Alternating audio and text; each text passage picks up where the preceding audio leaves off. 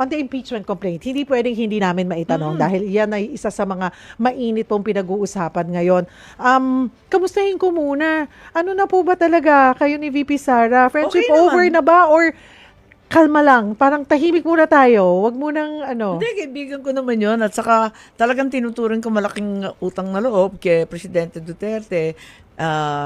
Ilang taon, siguro mahigit 20 years, walang maglilibing sa tatay ko. 4 na pangulo, isa pinsan pa niya. Ayaw talaga siya ilibing Pero si PRRD talaga naman niya inilibing ng yung tatay ko. Hindi popular yun nung panahon na yun. At saka ako bilang panganay, papasalamat talaga ako. Tapos yun nga, yung 2019, kinampanya ako ng bonggang-bongga. Naging senador ako noong 2022. Sinamahan ni VP Sara si Bongbong. Kaya nanalo sila ng todo-todo.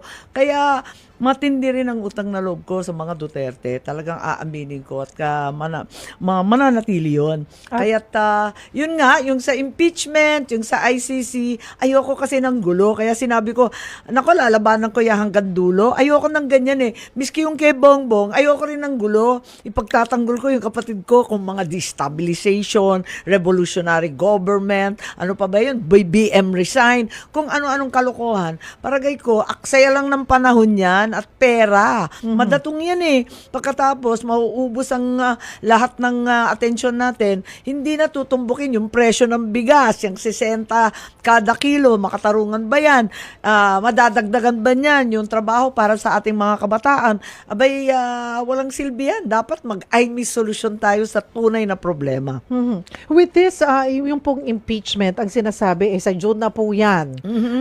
Pero sa tingin nyo po, ay ano ba to? Usaping political na lang? Napopolitika na lang po? Well, palagay ko, ang June talaga kami magtatagpo ulit at nagtataka rin ako bakit naman pinadala sa aming gabing-gabi ng kahuli-hulihang araw ng sesyon.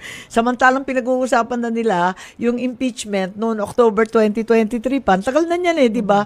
Mainit na yung usapin na yan. Tapos final nila sa Kongreso 2 months ago, di obviously hindi siya urgent. So hindi karapat-dapat magkaroon ng special session tulad ng sinabi ni SP Cheese Escudero.